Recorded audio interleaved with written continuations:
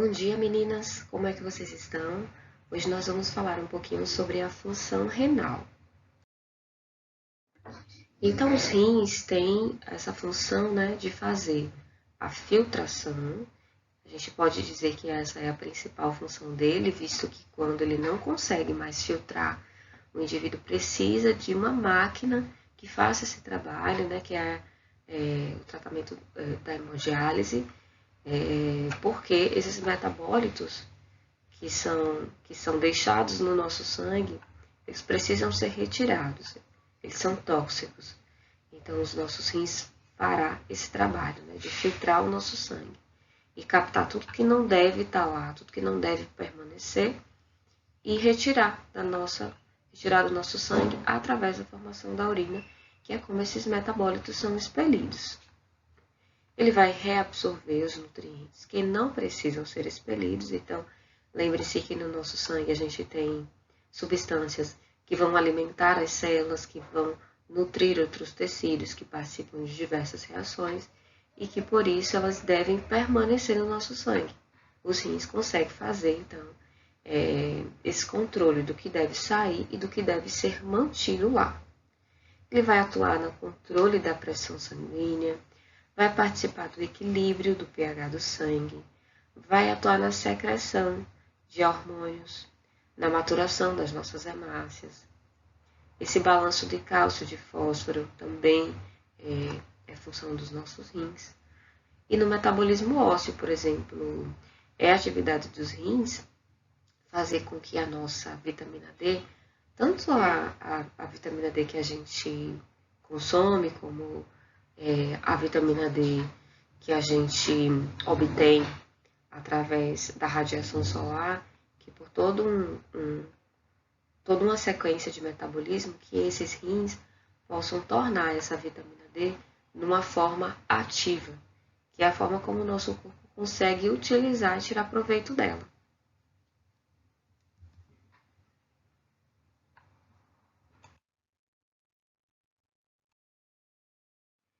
Esse é um dado que eu pego de um dos artigos que eu mostro para vocês lá atrás, na referência, e o autor ele diz assim que a cada ano cerca de 21 mil brasileiros precisam iniciar o tratamento por hemodiálise, ou diálise peritoneal, mas apenas 2.700 são submetidos a um transplante renal.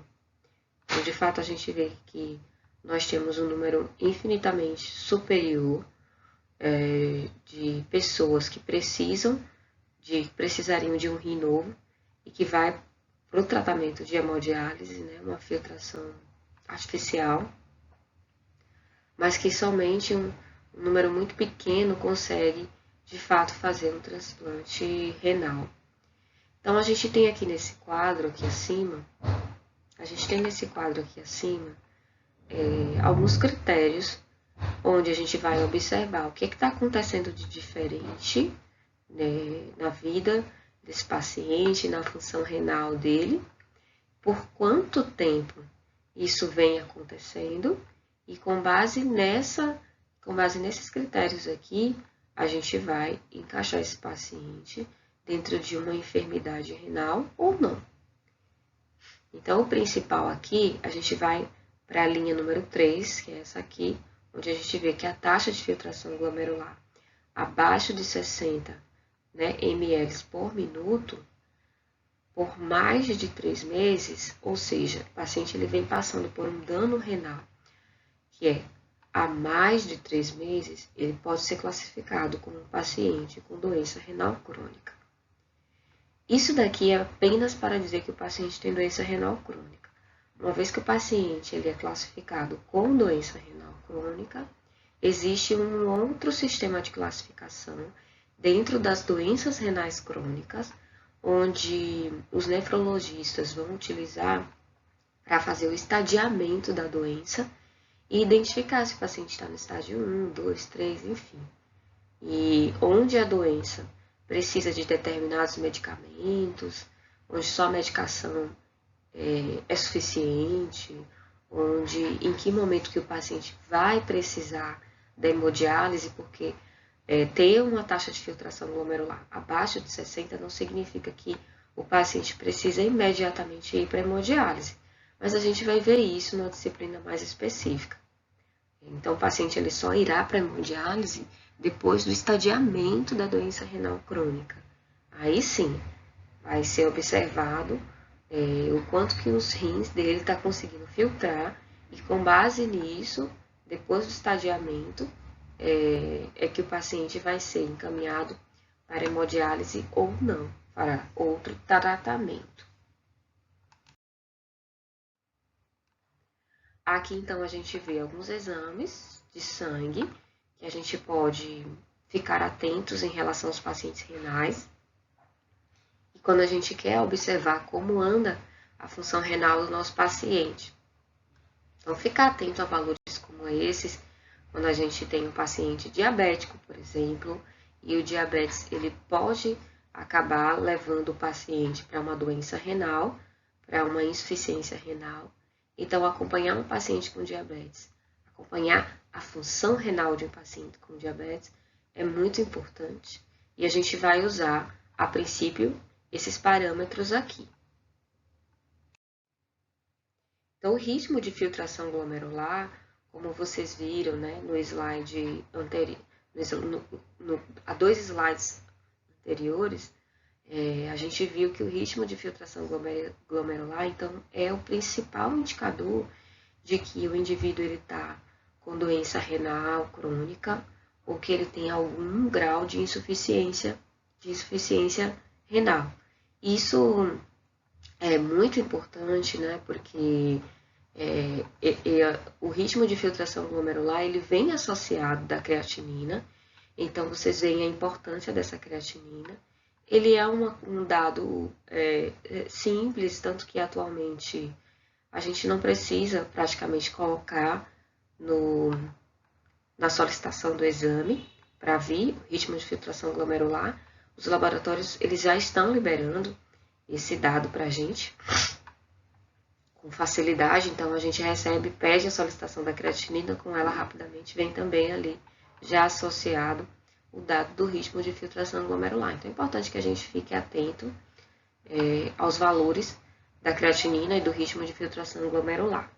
Lembrando que a doença, a insuficiência renal, ela é uma doença que é a nível celular. Então, nós nascemos com uma quantidade de células lá nos nossos rins, e essas células, eu vou falar até o dia de hoje, né? Até o dia de hoje, o que nós sabemos sobre os rins é que essas células elas não são substituídas.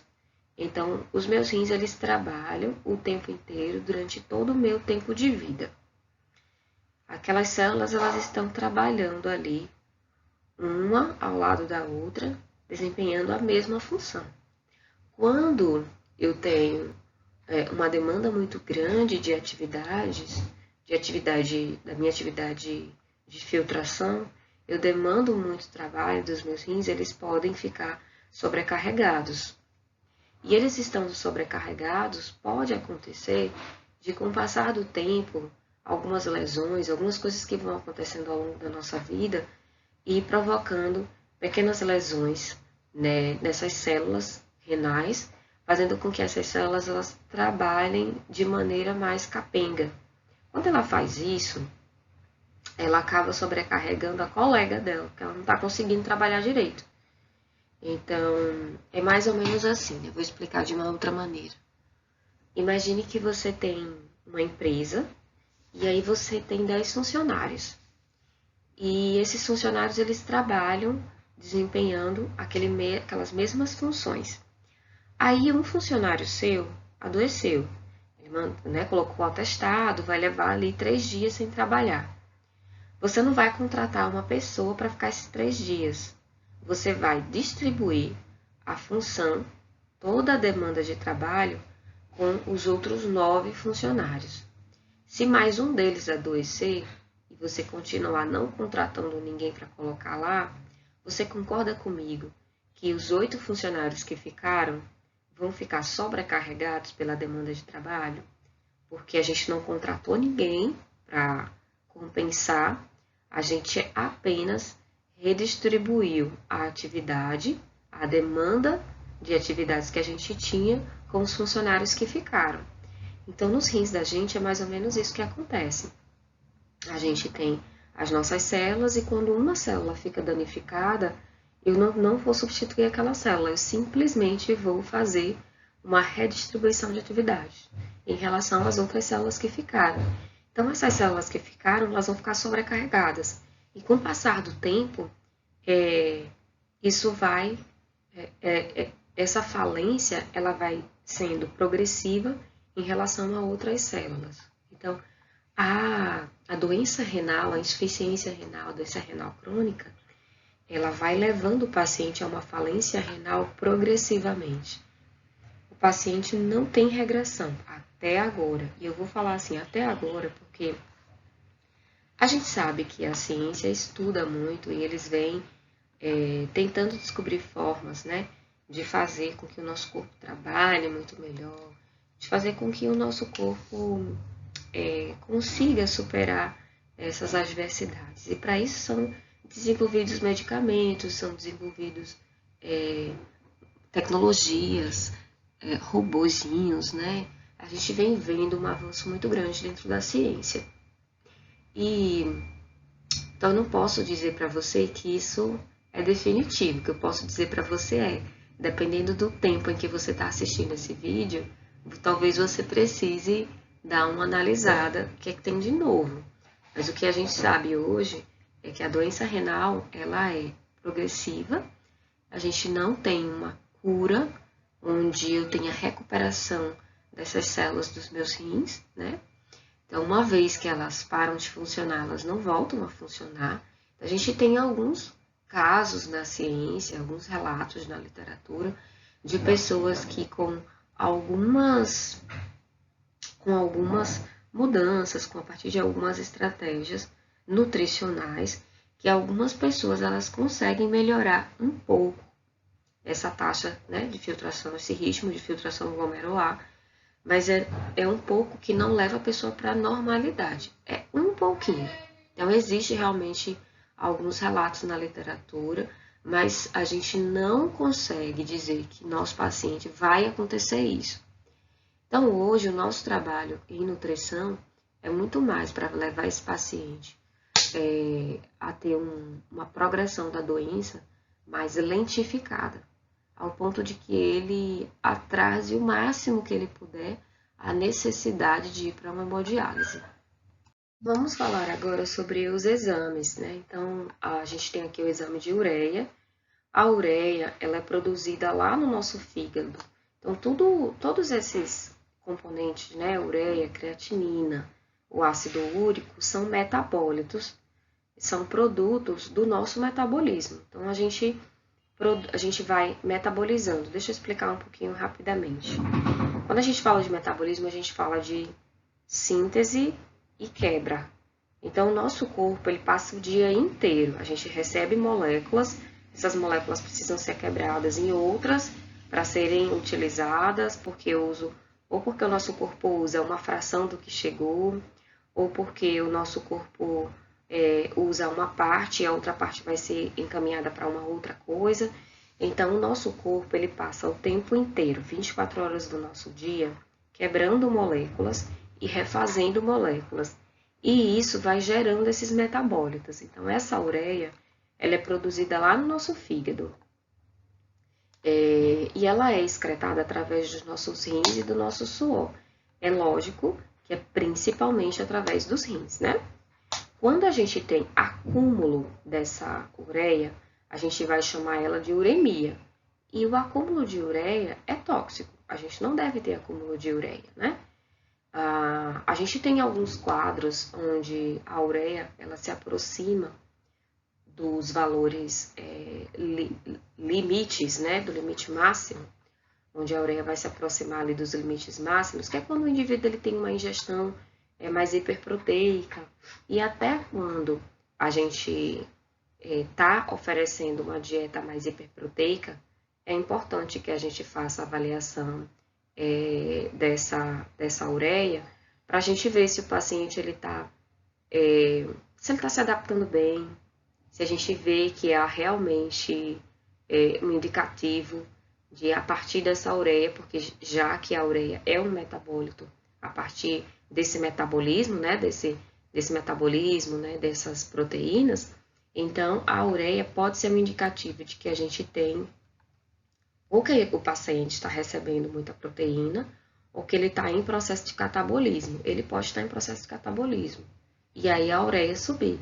Mas a gente também pode ter um aumento de ingestão de proteína e essa ureia também subir. Então, a gente tem que ficar atento, né, a esse acúmulo de ureia. No caso de um paciente que tem a função renal prejudicada, ele vai acumular ureia muitas vezes porque ele não está conseguindo eliminar, por isso que ela vai ficando lá. Dentro de, quando a gente pensa num paciente saudável, por exemplo, um paciente que está fazendo um tratamento, ele precisa de uma alimentação mais hiperproteica. Eu vou avaliar a ureia para acompanhar se o paciente está respondendo ou não, porque é esperado que quando eu dei uma alimentação mais hiperproteica, que a ureia dele se eleve, não para valores anormais, mas que se eleve dentro dos valores de normalidade, que ela se eleve um pouco. Então, por isso a gente faz esse acompanhamento. Agora, num paciente com problemas renais, com a função renal comprometida, ela vai se acumular, mesmo que o paciente não tenha uma alimentação hiperproteica, ela vai se acumular.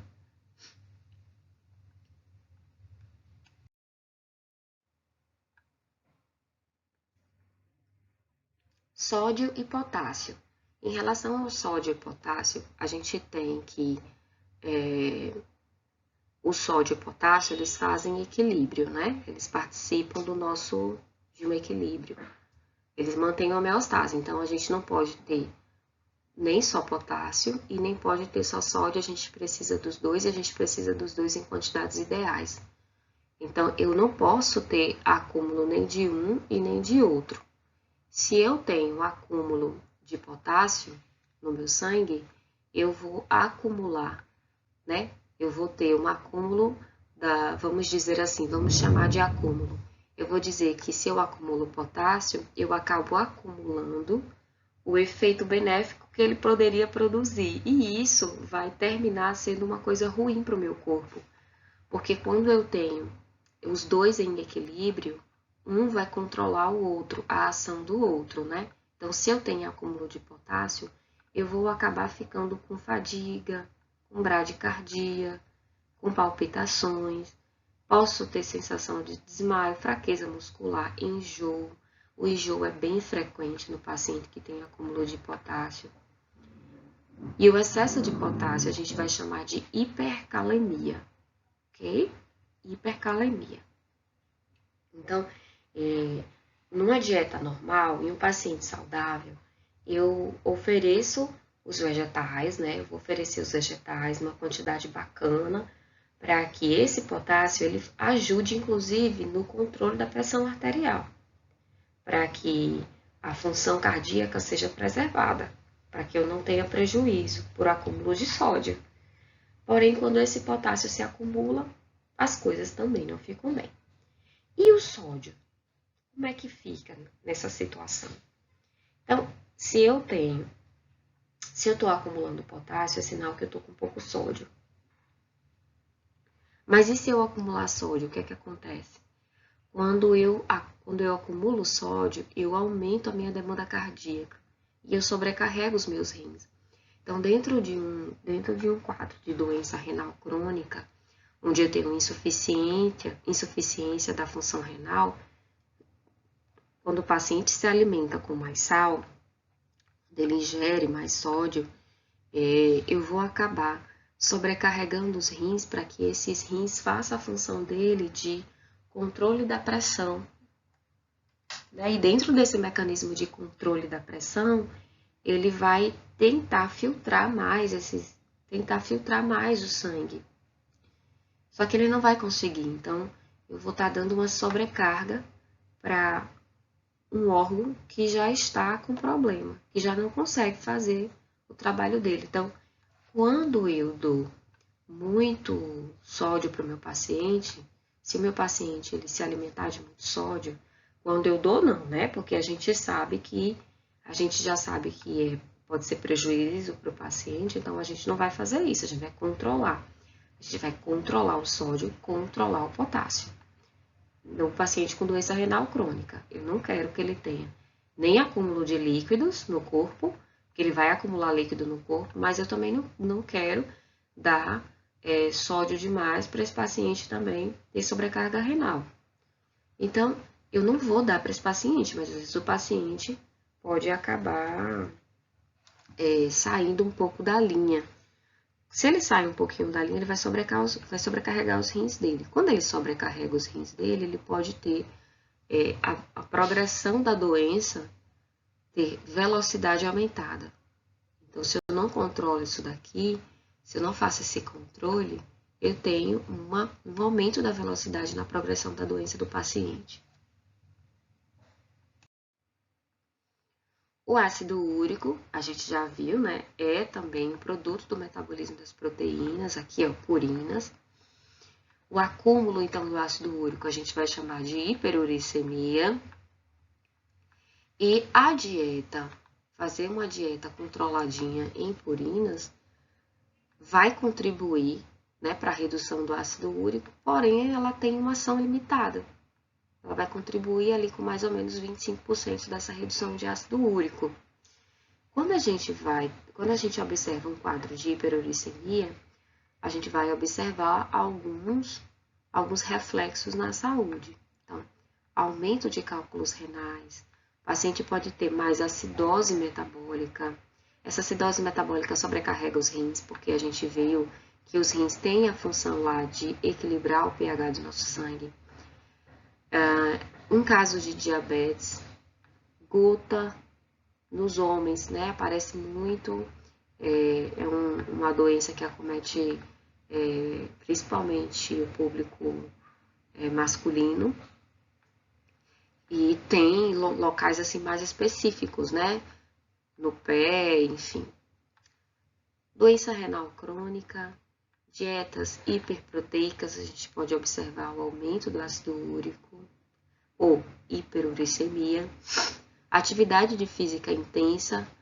Atividade física intensa pode fazer isso? Pode. Por quê?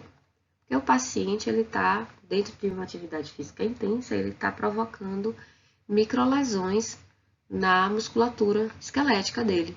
Então, quando ele está fazendo muito exercício, exercitando muito, ele está lá fazendo as microlesões dele, e isso pode levar a um aumento de ácido úrico. Se ele for um indivíduo saudável, ele vai se recuperar, né? Então, vai beber bastante água, vai se hidratar, e aí isso cai, vai ficar normal depois.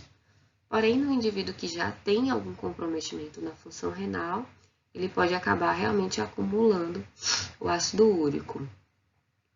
E aumenta a resistência dos ossos, dos nossos músculos à ação da insulina.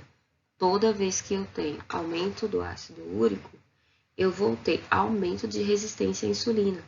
Então, é por isso que quando eu tenho aumento da resistência à insulina, eu também vou, ácido úrico elevado, ele muito provavelmente vai acompanhar uma glicemia também que vai se elevar. Então, pode ser até que o paciente não eleve a glicemia dele para níveis absurdos, né?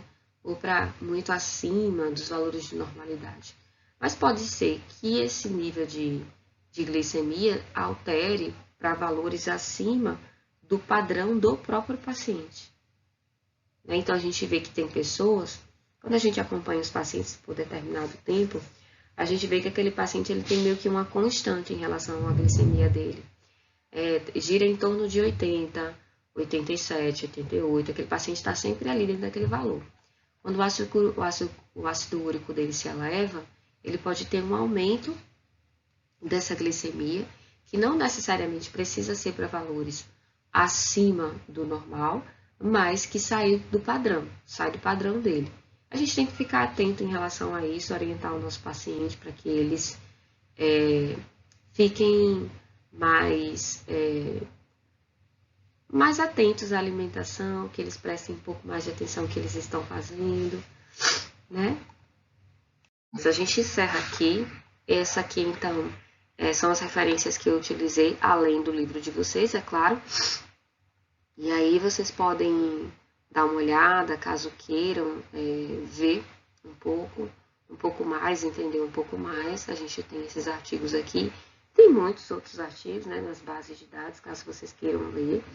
Esses aqui são sites que eu coloquei como sites úteis, onde a explicação em relação à função renal é muito clara,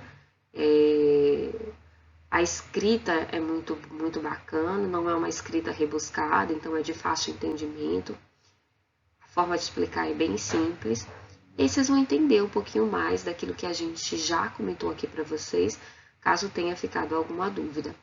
E se por acaso ficou alguma dúvida e vocês preferem tirar alguma dúvida comigo, eu estou à disposição, é só vocês me mandarem mensagem, tá? Estou à disposição.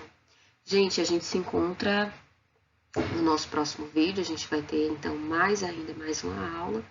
A gente vai conversar na nossa próxima aula sobre hiperlipidemia, sobre os transtornos envolvendo o nosso perfil lipídico e os exames que envolvem essa análise. Um beijo para vocês, bons estudos e até lá. Tchau, tchau.